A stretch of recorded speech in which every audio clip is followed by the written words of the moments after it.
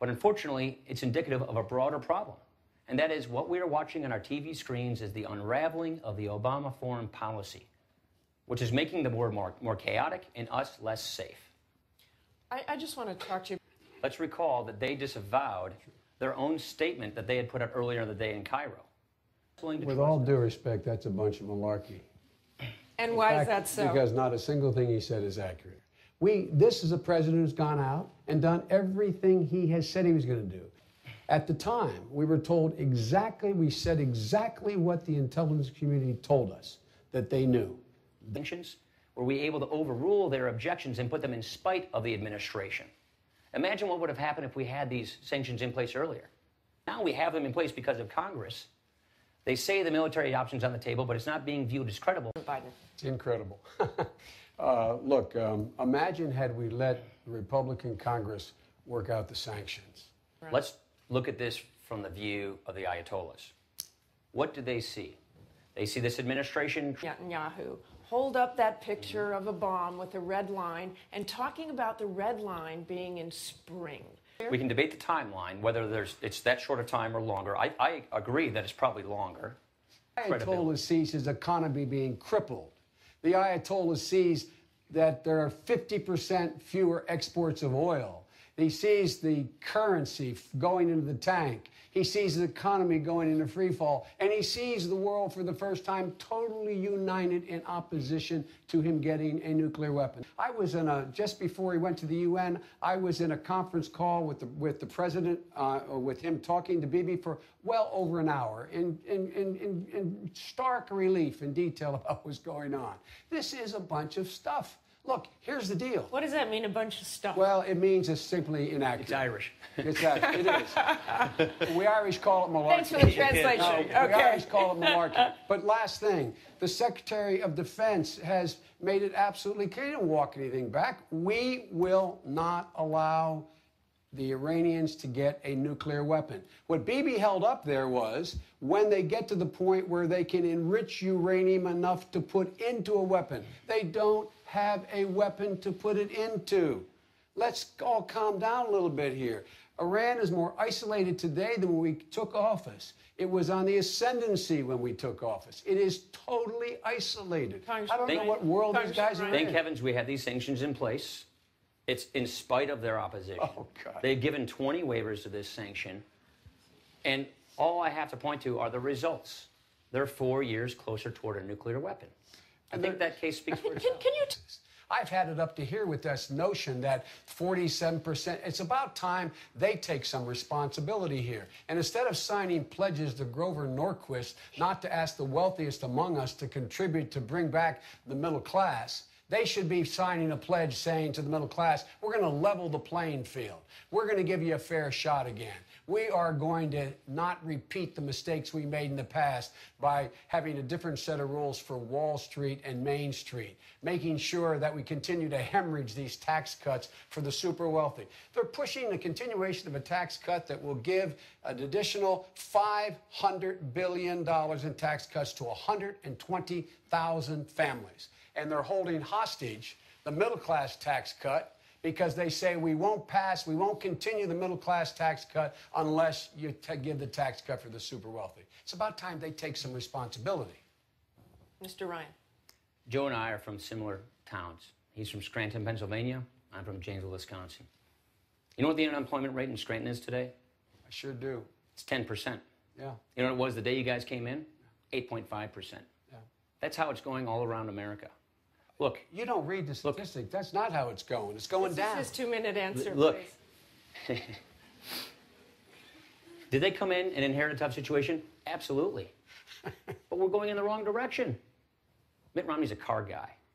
They keep misquoting him, but let me tell you about the Mitt Romney I know. Mitt Romney's a good man. He cares about 100% of Americans in this country.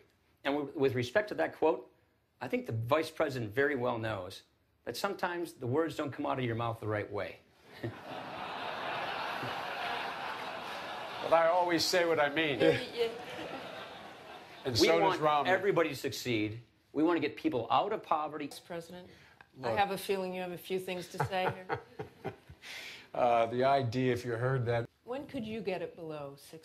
That's what our entire premise of our pro-growth plan for a stronger middle class is all about. And I love my friend here. I'm not allowed to show letters, but go on our website. He sent me 2 letters saying, by the way, can you send me some stimulus money for companies here in the state of Wisconsin? We sent millions of dollars. You know why? He said You did ask for stimulus money, Sure he correct? did. By the way, On 2 occasions, we advocated for constituents who are applying for grants. That's what we do. We do that for all constituents who are Oh, applying. I love that. I love that. This is such a bad program, and he writes me a letter saying, writes the Department of Energy a letter saying, the reason we need this stimulus, it will create growth and jobs. Not as much for the wealthy people, more coverage for middle-income people, and total out-of-pocket coverage for the poor and the sick. Choice and competition. We would rather have 50 million future seniors determine how their Medicare is delivered to them instead of 15 bureaucrats deciding what, if, where, when they get it. Vice President Biden, too. You know, I heard that death panel argument from Sarah Palin. And with regard to Social Security, we will not privatize it. They got caught with their hands in the cookie jar, turning Medicare into a piggy bank for Obamacare.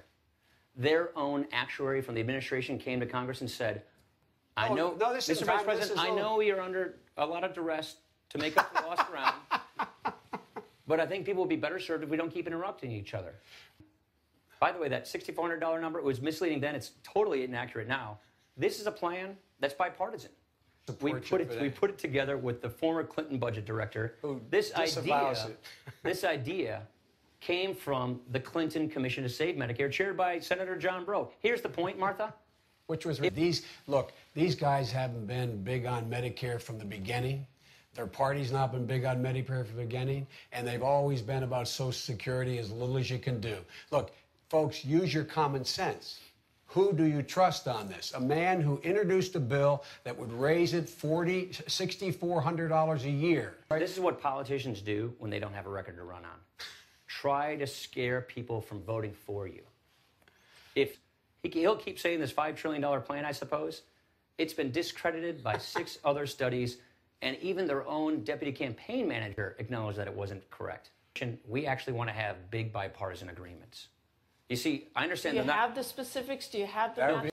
What we're saying is lower tax rates 20%, start with the wealthy, work with Congress to do it. You guarantee this math will add up? Absolutely. 6 studies have guaranteed. 6 studies have verified that this math adds up. The reason they all say it's going to taxes go up in the middle class, the only way you can find $5 trillion in loopholes is cut the mortgage deduction for middle class people, cut the health care deduction for middle class people, take away their ability to get a tax break to send their kids to college. That's why they arrive. It's been done before. It's precisely what we're proposing. It has never been done before. It's been done. Republicans and Democrats have worked together on this. That's right. That's exactly. Fill in the details. That's how you get things done. You work with Congress. Look, let me say it this way. He didn't demagogue them. He met with those party leaders every week. He reached across the aisle. He didn't compromise principles. And you he saw found common ground, and he balanced the budget. So if he did such a great job, he balanced the budget 4 times without raising taxes. Why isn't he even contesting Massachusetts? Vice President, a million small businesses. He keeps trying to make you think that it's just some movie star or hedge fund guy. It taxed a million small businesses who are our greatest job creators. I wish I could get it. Now we have another $500 billion cut to defense that's lurking on the horizon. They insisted upon that cut being involved in the debt negotiations. We don't cut it. And I might add, this so-called, I know we don't want to use the fancy word sequester, this automatic cut, that was part of a debt deal that they asked for. I've been up in the Konar Valley. I've been throughout that whole country, mostly in a helicopter and sometimes in a vehicle. My friend and the governor say it's based on conditions, which means it depends. Problems are growing at home, but problems are growing abroad. But jobs aren't growing here at home. let me go back to this. He says we're absolutely leaving in 2014. Because we don't want to broadcast to our enemies, put a date on your calendar, wait us out, and then come back. But you agree with the timeline. We do agree with the timeline and the transition.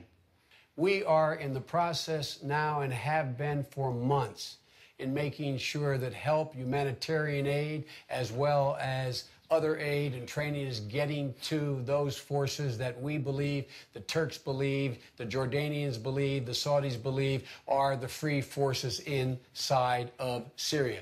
That was their idea. We're the ones that said enough. With regard to the reset not working, the fact of the matter is that Russia has a different interest in Syria than we do, and that's not in our We interest. should not have waited for Russia to give us the green light at the UN Russia to do something about it. They're still arming the man.